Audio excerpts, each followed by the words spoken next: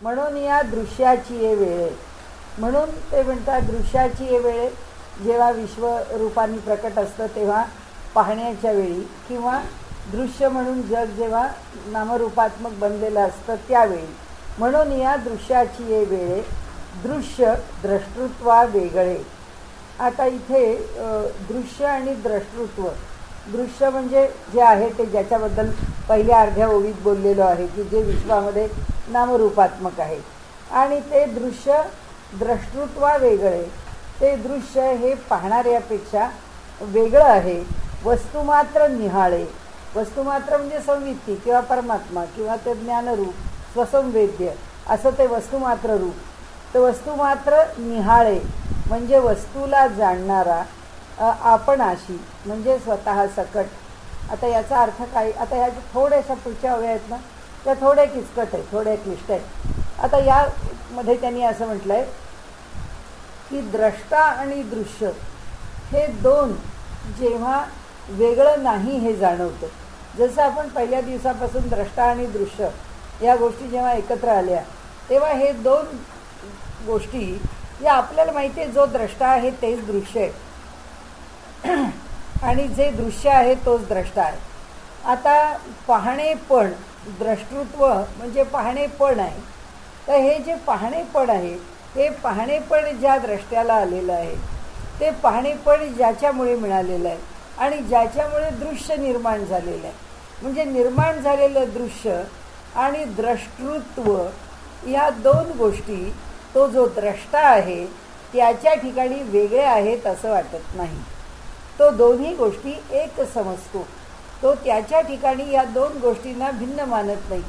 जेव्हा तो या दोन गोष्टींना भिन्न मानत नाही तेव्हा ते पाहणेपण किंवा पाहणं ही जी क्रिया आहे ती क्रिया पाहणेपणाची क्रिया न राहता जे पाहतो आहोत ते आणि जो पाहणारा आहे ते दोन्ही एकच होतात. म्हणून ते म्हणतात जो पाहणारा आहे तो पाहणारा आपणच आपल्याला पाहतो असं त्याला वाटतं, असं त्याला जाणवतं, असा तो अनुभव घेतो. आता पुन्हा एकदा आपण बघूया मागे पुढची आज. म्हणून या दृश्याची ये वेळे, म्हणून जेव्हा दृश्य पाहण्याचा प्रसंग येतो त्यावेळी दृश्य द्रष्टृत्वा वेगळे. त्यावेळी हे जे दृश्य आहे ते द्रष्टृत्व म्हणजे पाहणेपण ही जी क्रिया आहे या क्रियेपेक्षा जे दृश्य आहे ते वेगळं आहे असं जोपर्यंत व्यवहारातली जाणीव आहे, ही जाणीव जेव्हा संपून जाते, वस्तू मात्र निहाळे. आता पाहणारा कोण आहे, ही स्वसंवित्ती म्हणजे स्वतःच्या ठिकाणी ज्ञानाने परिपूर्ण असलेला परमात्मा. कारण पाहणेपण ही त्या ज्ञानाची प्रत्यक्ष आविष्काराला आलेली क्रिया आहे. कारण पाहणं हे ज्ञानच आहे, की जगाचं ज्ञान त्या पाहण्यातून घेणं आहे. तर ही जी क्रिया आहे ही क्रिया तो जो वस्तुमात्र आहे, वस्तुमात्र निहाळे, निहाळे म्हणजे जाणणारा. पाहणारा जो आहे तो त्या वस्तुमात्राच्या भावातून, तो त्या ब्रह्मभावातून जेव्हा पाहत असतो तेव्हा वस्तुमात्र निहाळे आपणाशी. त्यावेळी काय होतं तर तो पाहणारा स्वतः सकट सगळं एक आहे हे पाहतो. हे थोडं आपण गुंतागुंतीचं आहे असं म्हणून बाजूला ठेवलं तर वासुदेव सर्वमिती स महात्मा सुदुर्लभा. गीताकार अगदी साध्या शब्दात सांगतात की ज्याला वासुदेव सर्वम इति, सर्व काही वासुदेवच आहे असं ज्याला दिसतं असा महात्मा दुर्लभ आहे, वासुदेव रूपात पाहणारा. कारण का तर हा प्रत्यय जेव्हा येतो त्यावेळी मी पाहणारा आहे हा भाव राहत नाही. त्यावेळी पाहणारा कोणी अलग न राहता माझ्या सकट सर्व जगत जे आहे ते ब्रह्ममय आहे. म्हणजे अहम ब्रह्मास्मीच्या जी पुढची पायरी आहे सर्वम खल्विदम ब्रह्म, ती ही स्थिती आहे. म्हणजे आत्मज्ञानाची सर्वात शेवटची अवस्था की जी सर्वम खलु इदम ब्रह्म अशी स्थिती आहे. त्याच्या आधीची स्थिती काय आहे, त्याच्या मी ब्रह्म आहे.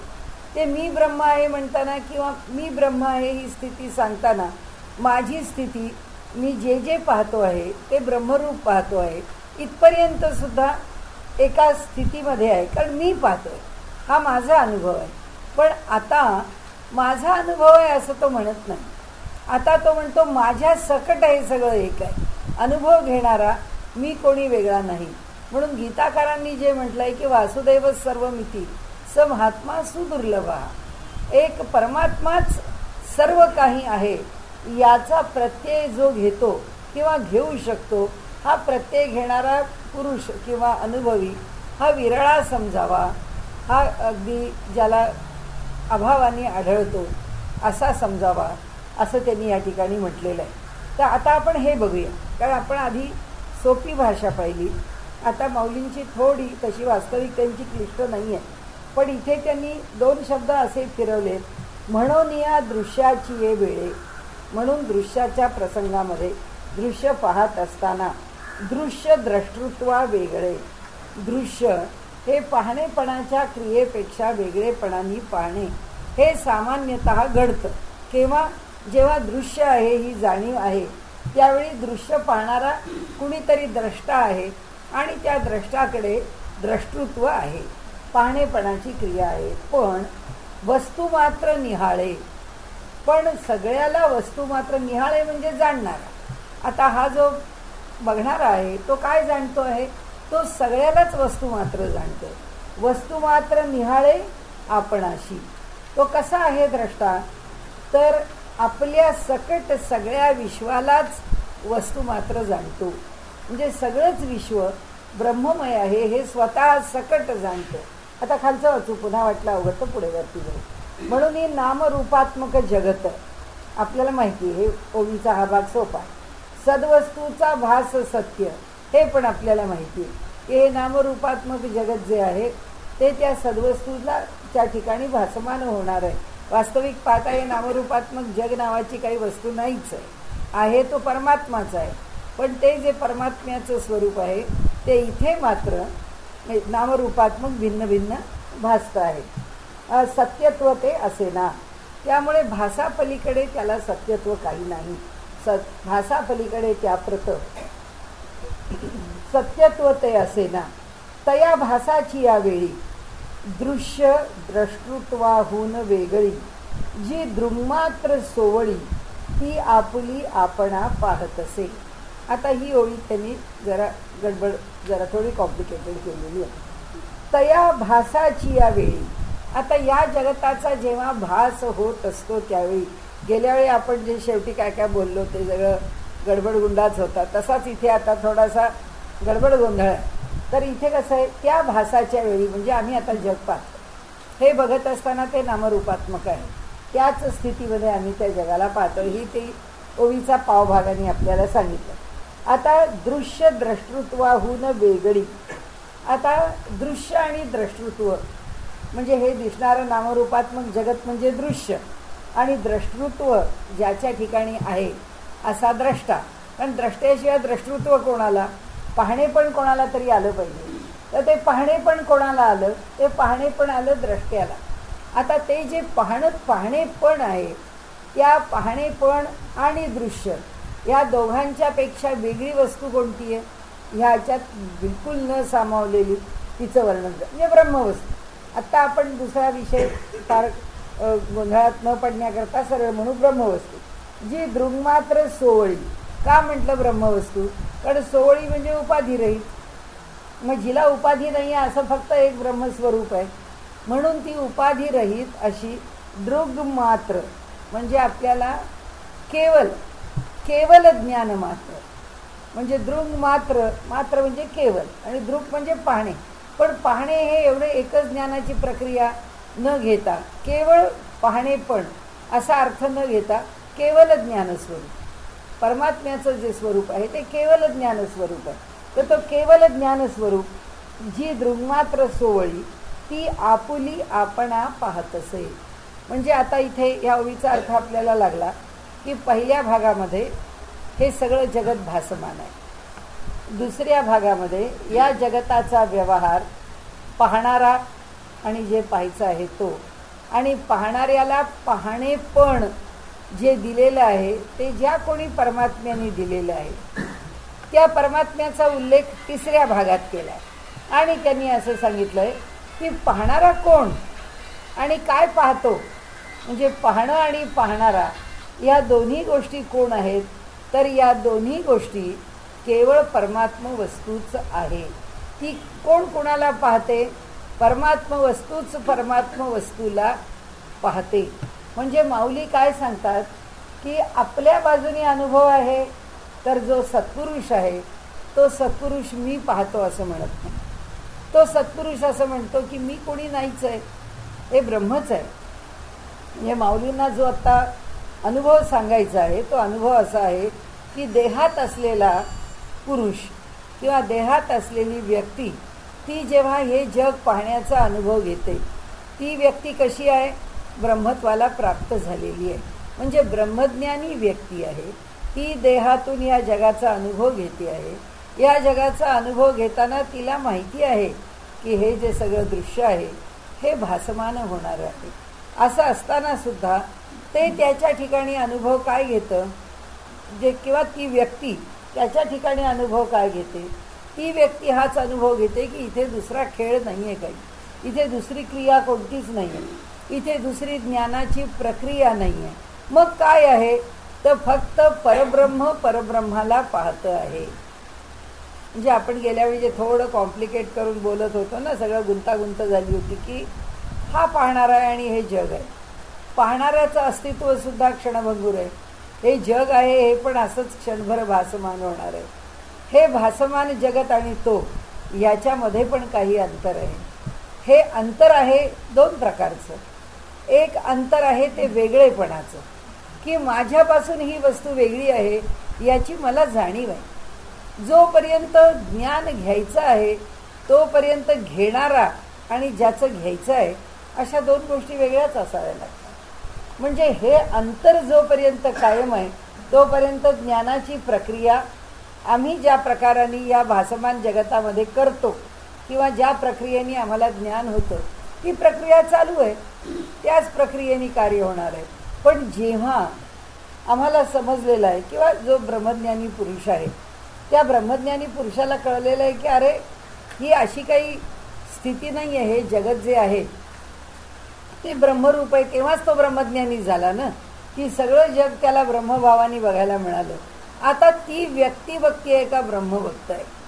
म्हणजे इथे आपण घोटाळ्यात कुठे पडतो की आपण आपल्याला इथे पहा वस्तू मात्र निहाळे, म्हणजे संवित्ती जर जाणणारी असेल तर आपण अशी ती संवित्ती म्हणजे ते ज्ञानमय परमात्म्याचं रूप स्वतःचं स्वतःला पाहतं. म्हणजे ज्ञानेश्वर महाराज जे म्हणतात हे विश्वाची माझे घर म्हणून म्हणतात की मी ह्या विश्वापासून कुठेही अलग नाही, मी कुठेही वेगळा नाही. हे विश्व म्हणजे मीच आहे, सगळीकडे मीच भरून राहिलो, किंबहुना चराचर आपणची झालं, स्वतः संबंध चराचर होऊन राहिलेला आहे. आणि म्हणून इथे ते पुढे असं सांगतात आपल्याला की म्हणजे आत्म्याचे जे स्फुरण हेच त्याचे पाहणे पण कळलं. आता काय कळलं, कारण आता परब्रह्म बघत नाही आहे हे आपण आता ठरवलं. म्हणजे इथला जो वस्तुमात्र शब्द आहे त्या वस्तुमात्र शब्दाचा अर्थ जो संवित्ती किंवा स्वसंवेद्य असा जर अर्थ असेल तर आता स्वसंवेद्य परमात्मा नाही पाहत आहे, ज्याला ती स्थिती प्राप्त झाली आहे तो पाहत आहे, ज्याला तो ब्रह्मभाव आला आहे. मग त्याला स्वसंवेद्य का म्हटलं, ब्रह्म का नाही म्हटलं, या जगात वावरतोय म्हणून, देह धारण केला आहे म्हणून, आणि या जगामध्ये पाहण्याची क्रिया करतो आहे म्हणून. म्हणजे तो पाहण्याची क्रिया. आता कुठे आलो आपण, म्हणजे आत्म्याचे जे स्फुरण, म्हणजे आत्म्याच्या ठिकाणी जी आता इथे काय म्हणालं संवित मात्र, ते जे ज्ञान हे स्फुरणच आहे. ही जी संवित्ती आहे हे स्फुरण आहे. आता डोळ्यांनी पाहणं हे ज्ञान आहे म्हणून स्फुरण आहे, म्हणून द्रष्टा, बाकी दुसरं काही नाही. म्हणजे आत्म्याचे जे स्फुरण हेच त्याचे पाहणेपण. म्हणजे हा पाहतो म्हणजे काय करतो, हा डोळ्यांनी पाहतो. गुलाबराव महाराजांनी कधी डोळे उघडले, त्यांना कधी डोळे जन्मांध होते, त्यांनी हे जगच पाहिलेलं नाही, त्यांना सगळं दिसत होतं. ज्ञानेश्वर माऊलींची समाधी कशी आहे दिसत होती. यास आपण तो घटनाप्रसंग आपल्या पुढे मांडला आहे ना, की लरा पांगारकरांनी आपली आठवण लिहिलेली आहे की म्हणाले गुलाबराव महाराज आलेले असताना तिथे माऊलींच्या समाधीवरती अभिषेका करता म्हणून त्यांनी तो दिवस घेतला होता आणि ते अभिषेक करत होते. तर ते सगळा पंचामृताचा अभिषेक चालला होता आणि ते समाधीचा चौथरा आहे तो सगळा त्या पंचामृताच्या ह्यानी त्याच्यावरती म्हणजे अभिषेक करून मग पुन्हा पाण्याने धुवून असं ते 5 द्रव्य त्याच्यावरती घात. तर तो अभिषेक करत असताना गुलाबराव महाराजांनी त्यांना सांगितलं की पांगारकरजी जरा तुमच्या हातातली अंगठी काढा, माऊलींच्या अंगाला बोचती आहे. कुठे अंगठी पाहायला मिळाली, कुठे डोळे उघडले होते, जन्मांध मनुष्य अंगठी कशाला म्हणतात कुठे माहिती आहे, काही माहिती नाही. जे स्फुरण आहे संवित्तीचं स्फुरण म्हणजे ते आत्म्याचं स्फुरण म्हणजे ते आत्म्याचं ज्ञान.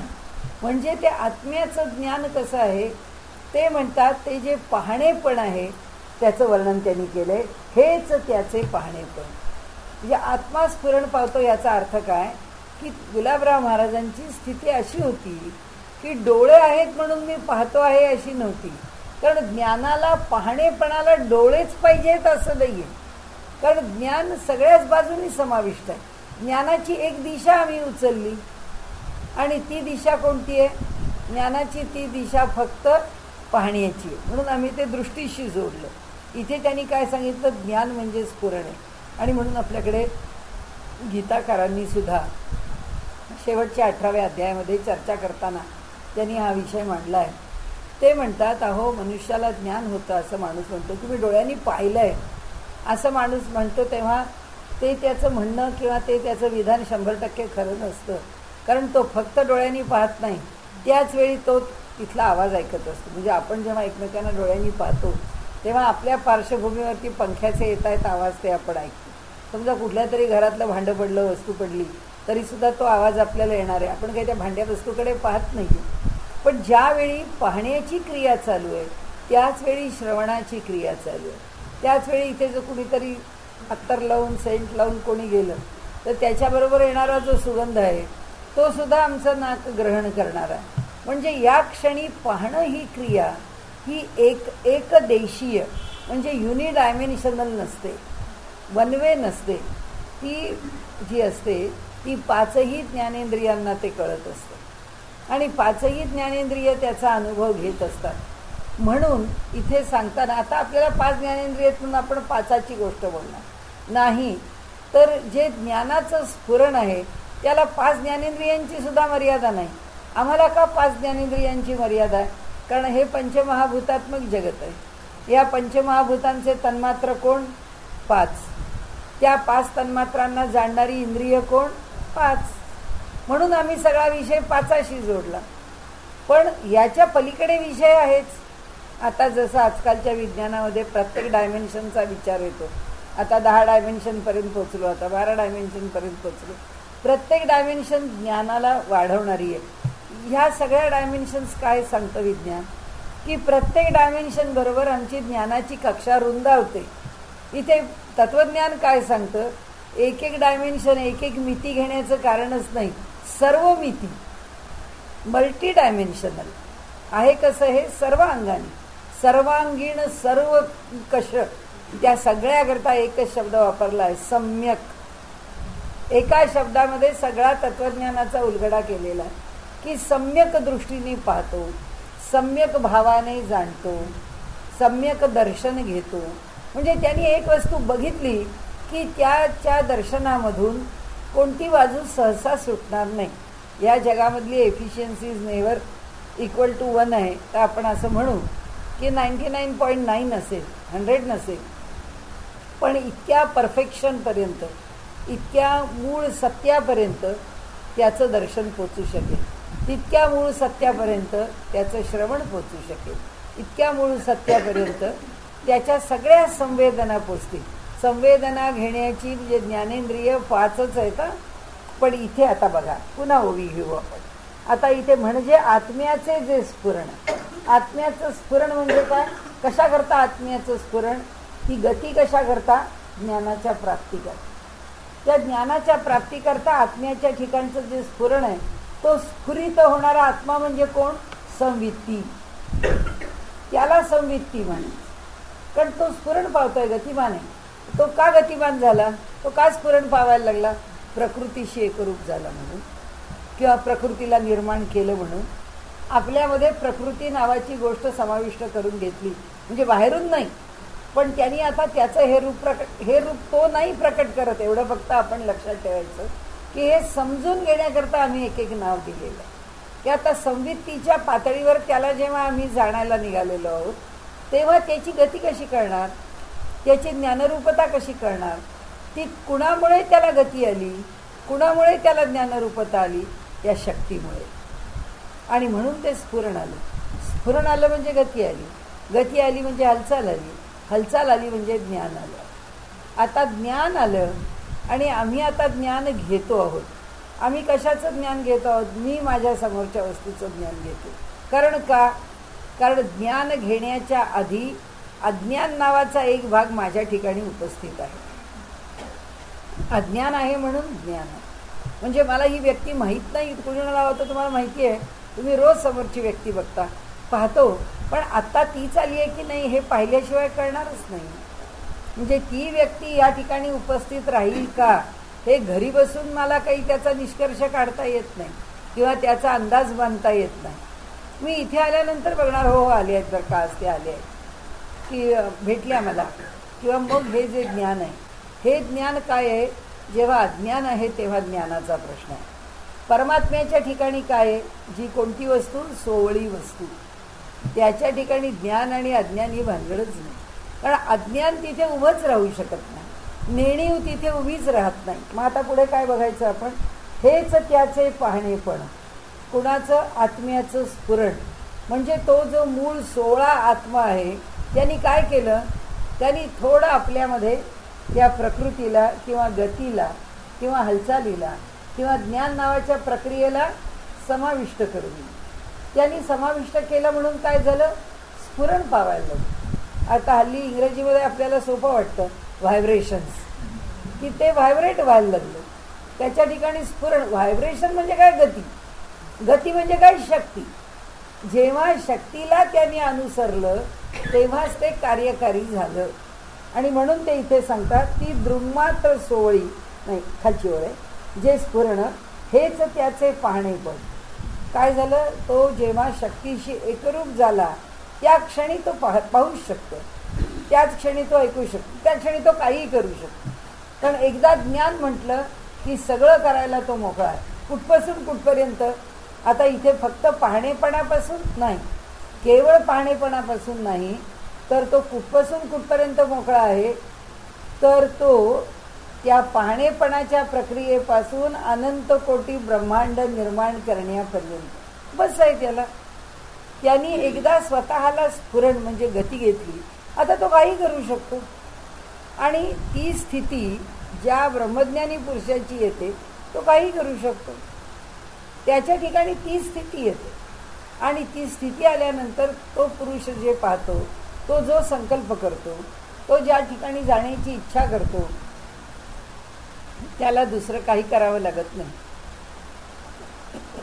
तो तिथे जाऊन पोचतो. मग आपण काय म्हणतो की हे जे मोठे मोठे महात्मे आहेत ते 16 केव्हा झाले? जेव्हा त्यांनी शरीर टाकलं. तेव्हा संत देहामध्ये होते. तेव्हा संत कसे होते? देहभावात होते. आता ज्ञानेश्वर महाराज कसे आहेत? विदेही संत आहेत. ते देहाच्या पलीकडे येत. आता ते देहात नाही आहेत. आता देहाच्या पलीकडे असणारे संत, त्यांना आपण काय म्हणतो? स्मर्तृगामी. स्मरण केल्याबरोबर आमच्या जवळ आहे. आम्हाला काही त्यांना फार आळवायला लागतं आणि त्यांना फार लांबून आमच्याकरता धावत यायला लागतं, असली काही स्थिती नाही. केवळ स्मरण मात्रांनी पोचतात. का पोचतात? कारण त्यांच्याकडे जी स्थिती आहे त्यांच्या देहाची ती सोळीच आहे. ते केवळ स्फुरण मात्र आहे आणि या संबंध विश्वब्रह्मांडामध्ये फिरत राहतात. कारण ब्रह्मदेवानी, कारण भगवंतानी, कारण परमेश्वरानी किंवा ब्रह्मानी त्यांना सांगितलं आहे की तुम्हाला हे काम करायचं, तुम्ही हे करत राहायचं. किती वर्ष करायचं आहे, काय करायचं आहे, ते काय त्यांचे हिशोब असतील, ते आपल्याला काय माहीत नाही. परंतु जर ज्ञानेश्वरांचं कुणाला दर्शन झालं, जर तुकाराम महाराजांचं कुणाला दर्शन झालं, तर ते दर्शन कसं आहे? त्यांनी त्याची उत्कटता ओळखलेली आहे. त्यामुळे त्याच्या स्मरणाला लगेच त्याच्या हाकेला ओ देऊन ते तिथे हजर झालेले, लगेच हजर. त्यांना काही अडचण नाही आहे. म्हणून इथे जी स्थिती आहे ही फार व्यापक स्थिती आहे चैतन्याची. म्हणजे आत्म्याचे जे स्फुरण हेच त्याचे पाहणेपण. म्हणजे एकदा फक्त आत्मा स्फुरण पावतो आहे ह्या स्थितीला आला आणि या पाहण्या लागून दृश्य ऐसे म्हणावे. हे जे पाहणेपण आहे, हे जे पाहणं आहे त्या पाहण्यालाच दृश्य म्हणावं. दृश्य याचा अर्थ हे नामरूपात्मक विश्व का म्हणावं त्याच्या बारकाव्याने आपण लक्षात घ्यावं. नामरूपात्मक विश्व हे निर्माण करण्याकरता ते कोणत्या स्वरूपात आहे. आम्ही आता खूप आपण आपले विचारांच्या तारा तोडत असतो. लोक असं म्हणतात की चंद्रावरती वस्ती आहेच. आता ते आहे त्या सगळ्याला काही फार अर्थ आहे असं नाही, पण इंडिया टी व्हीवरती काही ना काहीतरी वेगवेगळे हे दाखवत असतात आपल्याला. त्याच्यामध्ये काही सायन्स हे दाखवताना ते सांगतात की अहो म्हणाले हे जे चंद्रावर काही वस्ती नाही म्हणतात असं नाही आहे. त्या चंद्राचे सेन्सिटिव्ह कॅमेऱ्याने फोटोग्राफ्स घेतले तर असं लक्षात आलं की तिथे वस्ती आहे, पण ते आमच्या डोळ्याला दिसत नाही. म्हणजे आत्ता ही सृष्टी आहे, आता लांबच्या सृष्टीकडे चंद्राकडे जायला नाही. आमची सृष्टी आमच्या डोळ्याला दिसते. एवढीच कुठे सृष्टी आहे. या सृष्टीपेक्षा सुद्धा सूक्ष्म सृष्टी बलवान आहे. ती सूक्ष्म सृष्टी आम्हाला दिसली असती तर स्वाईन फ्लू यायच्या आधी आम्हाला 2 महिने 4 महिने कळलं असतं. कारण त्यांच्या जगात काय हालचाल चालली आहे ती आम्ही नोंदली असती ना. तिची नोंद आम्ही घेतली असती तर त्या सूक्ष्म सृष्टीवरती ताबडतोब आम्ही हल्ले केले असते आणि हल्ले करून त्यांना तिथे नेस्तनाबूत करून टाकलं असतं. आता त्यांनी आमच्यावर हल्ला केला म्हणजे सूक्ष्म सृष्टी आमच्यापेक्षा अधिक बलवान आहे. ती आमच्यावरती हल्ला करते. मग हल्ला केल्यावर आता तिला परतवण्याकरता काय करायचं म्हणून आम्ही औषध. म्हणजे ही सूक्ष्म सृष्टी आम्हाला दिसत नाही. आता ही सृष्टी त्यांनी निर्माण केलेली आहे. असं लोक म्हणतात की आपण जिथे वावरतो याच्यामध्ये इतर सुद्धा पुष्कळ काही जीवात्मे वावरतात. त्याच्यामध्ये इतर काही चांगले दैवी असे पुरुष वावरतात. एखादा खूप चांगला पवित्र असा कार्यक्रम चालू आहे तर माहीत नाही त्या कार्यक्रमामध्ये किती देवता येऊन बसतात. ज्यांना त्या श्रवणाची आवड आहे असे कोण सत्पुरुष येऊन बसतात की जे आम्हाला दृश्य नाहीत, जे आम्हाला विद्यमान आहेत हे कळत नाही. जशी रामायणाची कथा चालू आहे आणि हनुमान त्या कथेला कायम कुठेही यत्र यत्र रघुनाथ कीर्तनम तत्र तत्र कृतमस्तकांजली बाष्पवारी परिपूर्ण लोचनम मारुतीम नमत राक्षसांतक. असतातच ते उभे, असतातच ते बसलेले. त्या कथेला आम्हाला कुठे दिसतात, पण आम्हाला खात्री येते आपल्या कथेला आलेले आहेत. आपण आपलं त्यांना एक आसन देतो. मारुतीरायांचं एक आसन ठेवतो रामकथा असेल तर, म्हणजे मग मारुतीराय येतील तर त्या आसनावरती बसतील. तर सांगण्याचा हेतू असा आहे की तो परमात्मा आहे. तो परमात्मा जेव्हा हे सगळं जग दिसतं तेव्हाच त्यांनी सृष्टी निर्माण केली आहे असं नाही. आता मुद्दा कोणता आहे तेवढा आपण लक्षात ठेवूया. तो मुद्दा असा आहे की तो प्रकृतीशी गतिमानतेने किंवा संवित्ती रूपाने किंवा शक्ती रूपाने एकरूप झाला म्हणजे सृष्टी निर्माण झाली. ती काय अशी नामरूपात्मक दिसलीच पाहिजे असं काही नाही. म्हणून आपण चंद्राचं घेतलं. तर लोक म्हणतात आपल्या डोळ्याला दिसत नाही, पण त्या चंद्रावरती लोक आहेत काय हे जीव कोण जे राहत असतील ते, आणि ते आपले लोक तिथे गेले तर त्यांच्या त्या भागामध्ये त्यांना येऊ देत नाहीत, तिथे उतरू देत नाहीत वगैरे. आता काय खरं काय खोटं आपल्याला काय माहीत नाही. तर त्याच्या इथे त्यांनी सांगितलं आहे की हेच त्याचे पाहणेपण आणि या पाहण्या लागून दृश्य ऐसे म्हणावे. कुणाला दृश्य म्हणावं, कोणत्या पाहण्याला दृश्य म्हणावं, जे त्याच्या ठिकाणी चैतन्य कुणाशी प्रकृतीशी म्हणजे शक्तीशी. म्हणजे आता एक सिद्धांत आपण इथे पक्का लक्षात ठेवायचा की जेव्हा चैतन्य प्रकृतीशी एकरूप होतं तेव्हाच विश्वाची निर्मिती झालेली आहे. मग ती नामरूपात्मक आम्हाला दिसो की न दिसो. म्हणून आपल्याकडे काय म्हणतात माहिती आहे का, डार्विनची थिअरी आता केव्हाच मागे पडली, पण तरीसुद्धा आपण आपल्याकडे असं म्हणतो की लागले असतील ना, कोट्यावधी वर्ष माणसाच्या जन्माला लागली असतील, लागली नसतील असं नाही. ते हळूहळू हळूहळू सृष्टी जर निर्माण होत गेली असं जर धरायचं असेल, ही जर संकल्पना आम्हाला मान्य होत असेल तर त्या संकल्पनेने भले आपण पुढे जा. त्याचं कारण असं आहे की ते चैतन्य आणि ती शक्ती एकदा एकरूप झाले की त्याच्यातून काहीही निर्माण होऊ शकतं. आणि म्हणून त्याला काल आपल्या विष्णू सहस्रनामामध्ये नाम आलं होतं ना, सूत्रात्मा. की तो सूत्रात्मा ह्या विराटाच्या मागे जे सूत्र आहे ते सूत्र हे आहे संवित्तीचं. ते हे सूत्र आहे की जे सूत्र या पुढच्याला निर्माण करेल. या विराटाला म्हणजे हे जे नामरूपात्मक जगत आहे या नामरूपात्मक जगताला ते निर्माण करतं. त्याच्या मागे तो सूत्रात्मा आहे. म्हणजे त्याच्या मागे परमात्म्याचं जे स्वरूप आहे ते त्या चैतन्याशी एकरूप झालेलं स्वरूप. एवढंच लक्षात. कारण हे थोडं जास्त त्यांनी जे वेदांतात म्हणा सिद्धांतात म्हणा अगदी मूलभूत सिद्धांतात दिलेले आहे. तेव्हा त्यांना जे दिसतं जे जाणवतं ते म्हणतात हेच त्याचे पाहणेपण आणि या पाहण्या लागून दृश्य म्हणावे. कारण त्यांनी पाहणेपण स्वीकारलं याचा अर्थच दृश्य निर्माण झालेलं आहे. तुम्हाला मला दिसतंय की नाही माहीत नाही, पण तो पाहतो आहे म्हणजे दृश्य आहेच. म्हणजे त्याला पाहण्यासारखं काहीतरी निर्माण झालं कारण तो द्रष्टा निर्माण झाला. तो द्रष्टा का निर्माण झाला? कारण त्याला काहीतरी पाहायचं आहे हा संकल्प झाला.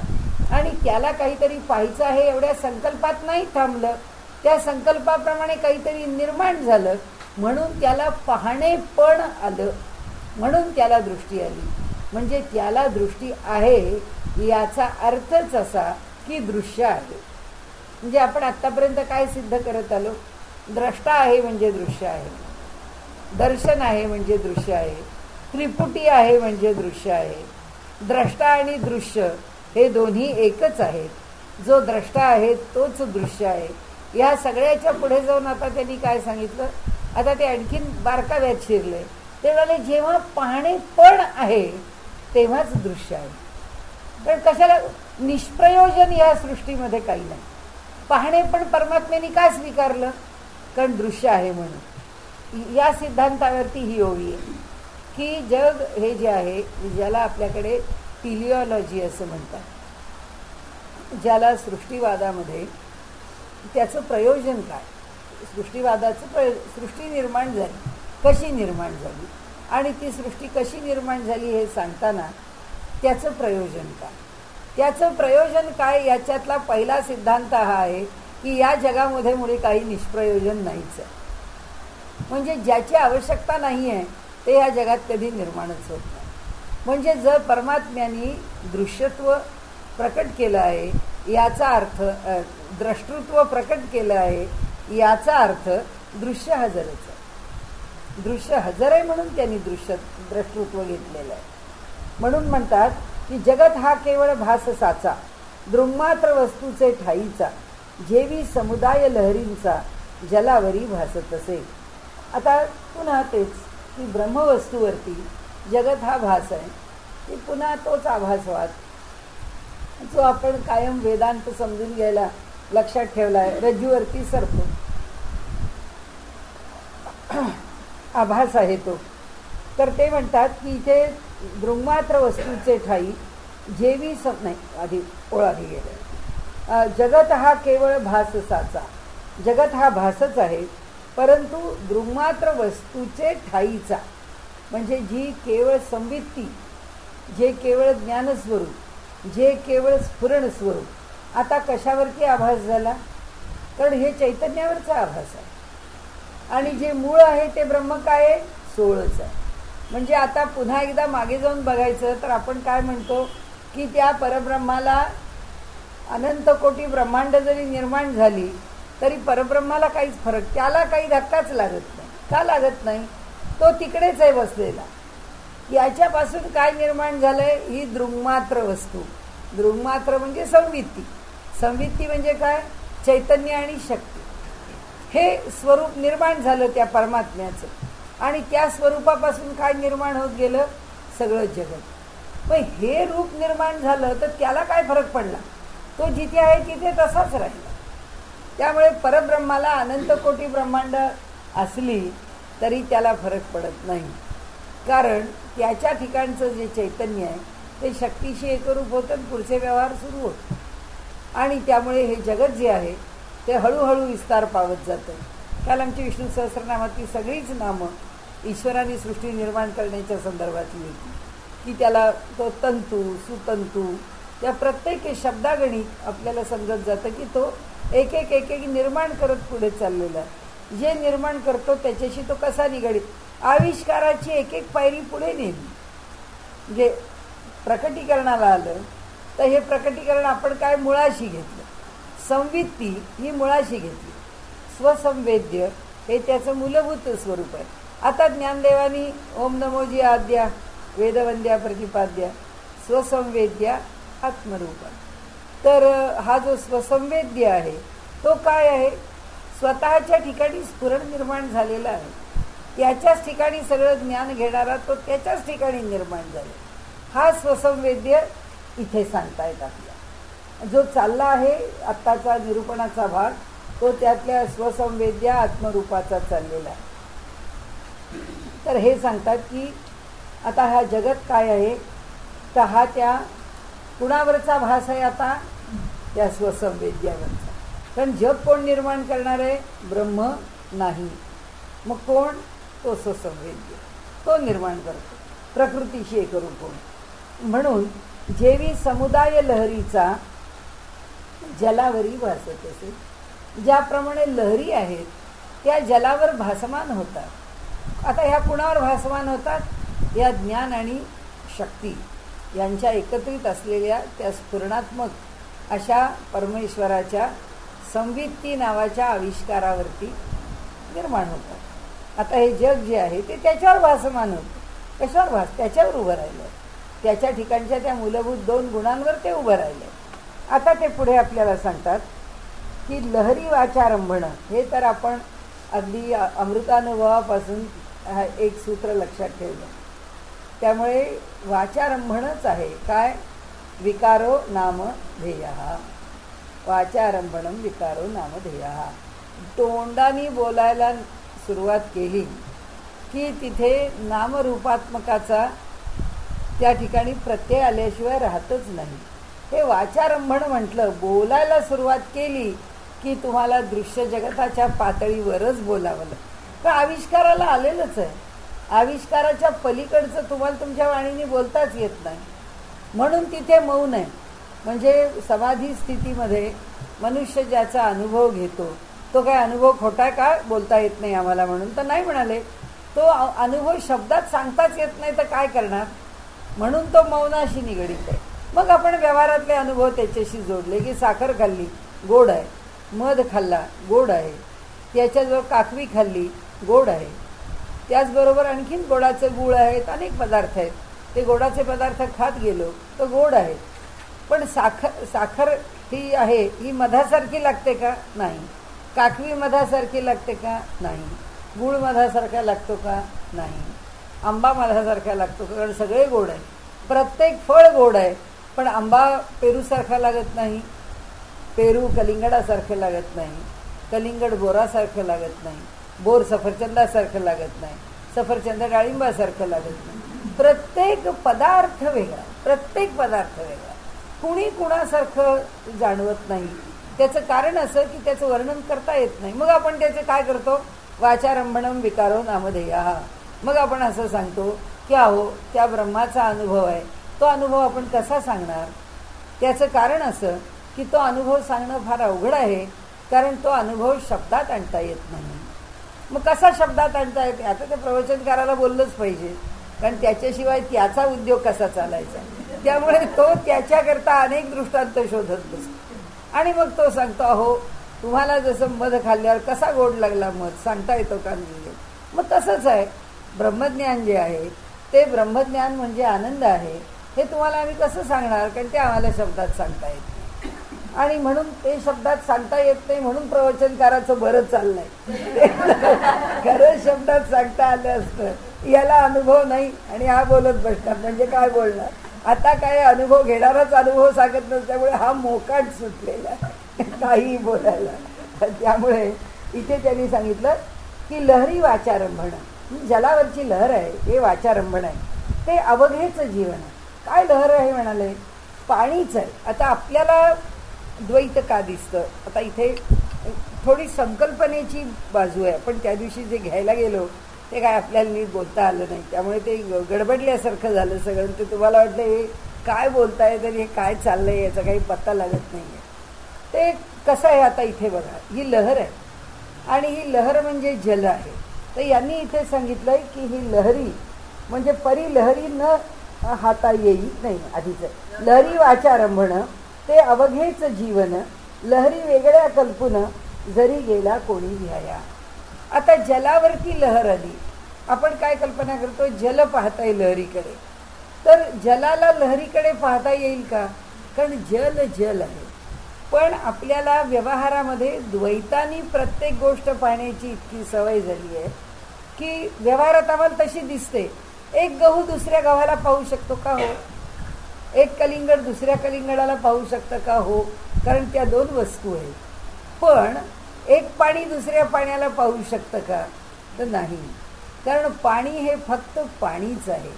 म्हणजे दृष्टांत घेताना तो पूर्ण अर्थाने घ्यायचा नाही, तो त्यांना ज्या व्यापक अर्थाने मांडायचा तोच विचार आपल्याला केला पाहिजे.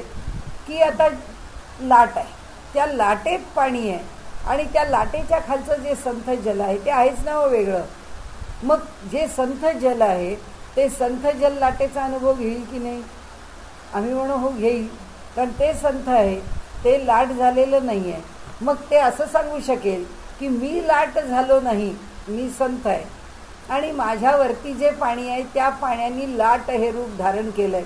त्यामुळे जलाला कळतं आहे की माझ्यातलं थोडं पाणी लाट झालं आहे.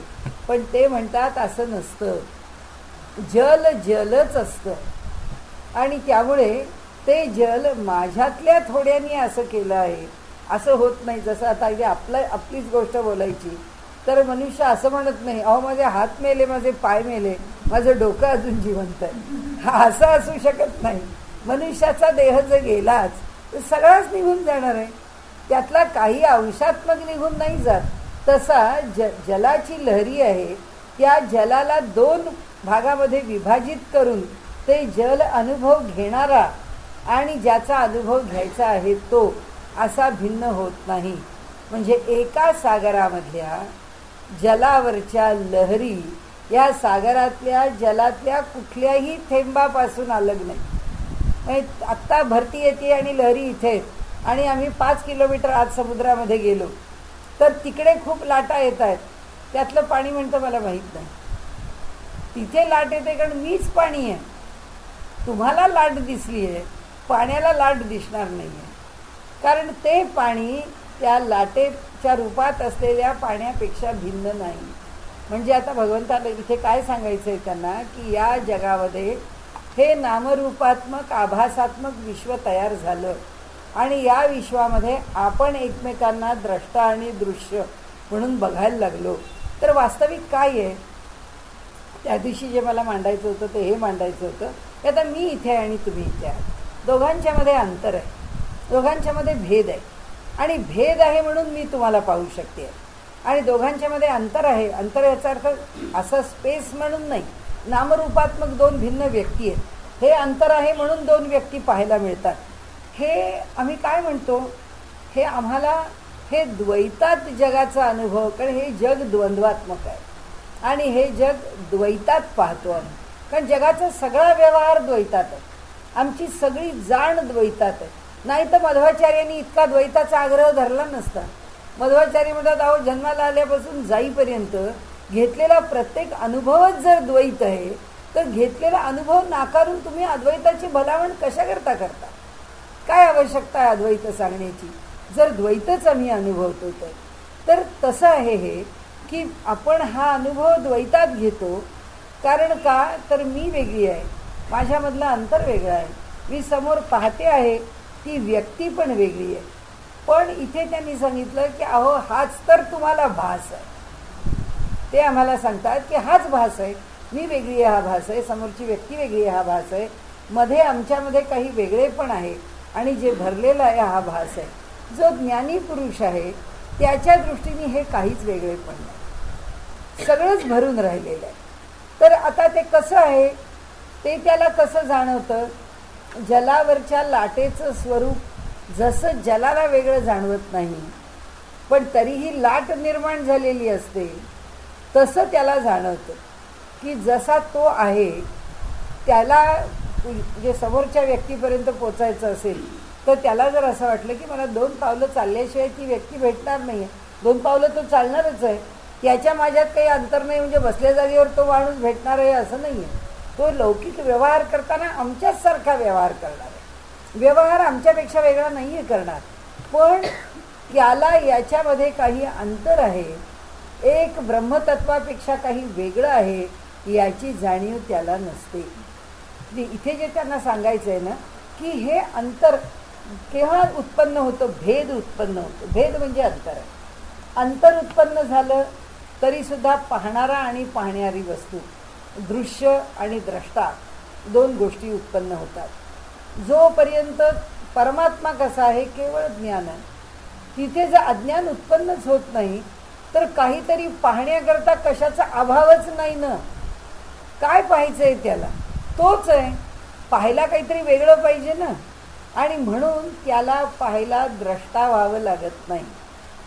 आता आपण तो मुद्दा लक्षात घ्यायचा की पाहण्याकरता मला हे जग पाहायचं आहे म्हणून मी द्रष्टा होतो असं भगवंताला काही कारण तो त्याच्या ठिकाणीच आहे.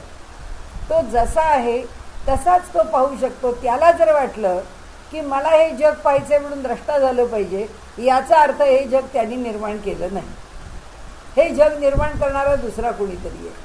हे जग दुसऱ्याच्या आधिपत्याखाली आहे आणि त्याला पाहण्याकरता हा काहीतरी रूप घेतोय, हा काहीतरी द्रष्टेपण स्वीकारतोय आणि तिथे येतो. पण असं नाही आहे, कारण यांनीच सगळं निर्माण केलं आहे. त्यामुळे ह्याच्या पलीकडेच दुसरं काही नाही. त्यामुळे ती जी द्रष्टृत्व आहे ते द्रष्टृत्व त्यांनी केव्हा स्वीकारलं आहे, जेव्हा त्याला हे जग निर्माण करायचं आहे. हे जग निर्माण करायचं आहे म्हणून त्यांनी ज्ञानाची प्रक्रिया उत्पन्न केली आहे, म्हणून त्यांनी वैविध्याकरता गती उत्पन्न केली आहे, म्हणून त्यांनी त्याच्यामध्ये भेद उत्पन्न केला. हे सगळं उत्पन्न करून तो व्यवहार करतो. आता प्रक्रिया उलटी झाली. ज्ञानी पुरुष हे सगळं ओलांडून मागे गेला. मागे गेल्यानंतर तो आता कोणत्या स्थितीत राहिला, देह आहे म्हणून जसा परमात्मा हे जगत बघेल, म्हणजे तो त्या ब्रह्मभावाने जगत पाहतो. तर ब्रह्मभाव परमात्म्याला देह धारण करावाच लागत नाही. आपल्याकडे इतक्या बारीक बारीक ह्याचा किस काढलेला आहे की जोपर्यंत संत देहात आहेत तोपर्यंत आम्ही संतांचं जे अनुभवाचं विश्व आहे किंवा संत जो काही आपल्या जीवनामध्ये विशेष रूपाने अधिकार, त्यांचं सामर्थ्य हे सगळं प्रकट करतात, तर आपल्याकडे अशी एक धारणा आहे की जेव्हा संत विदेही होतात तेव्हा ते त्यांच्या पूर्ण सामर्थ्याने आपलं जे काही कौतुक आहे लौकिक किंवा जे काही सामर्थ्य आहे ते सगळं सामर्थ्य प्रकट करतात. कारण का, देहाचा अडसर आहे म्हणून. परमात्म्याला आता फक्त आपल्याला समजून घ्यायला एवढंच अवघड आहे की परमात्म्याला हे सगळं करताना हा अडसर घ्यावाच लागत नाही, तो त्याला स्वीकारावा लागत नाही, कारण त्याला त्याची आवश्यकताच नाही. तोच म्हणून आपण सारखा अमृतानुभव डोळ्यापुढे ठेवला तर तो पुरुष आणि ती प्रकृती ते दोन्ही जे एक आहेत, त्यात पुरुष प्रधान आहे आत्ता का प्रकृतीवरती कार्य सोपवून झोपला आहे एवढंच फक्त पाहत राहायचं. आता पुरुष पाहतो आहे असं म्हटल्यावर त्याला त्या प्रकृतीचा संबंध आणि ती काय करते आणि काय करत नाही त्याला काही देणं घेणं नाही. त्याला जे करायचं आहे तो व्यवहार करतो. आता हे सगळं बाजूला ठेवू. याच्यामध्ये आता एकच गोष्ट आहे, व्यवहारामध्ये आपल्याला काही बघण्याकरता जे पाहायचं आहे ते आपल्यापेक्षा भिन्न आहे हे स्वीकारून पाहावं लागतं. परमार्थामध्ये पाहण्याकरता भिन्नता शिल्लक उरत नाही. जे अनुभवाला येतं ते या सगळ्याच्या पलीकडे असतं आणि ते सगळं एकसंध असतं. त्याच्यामध्ये कुठल्याही प्रकारची अंतर, फट किंवा वेगळेपण त्यामध्ये शिल्लक राहत नाही. म्हणून आता ते म्हणतात इथे पुढे की लहरी वाचारंभण ते अवघेच जीवन.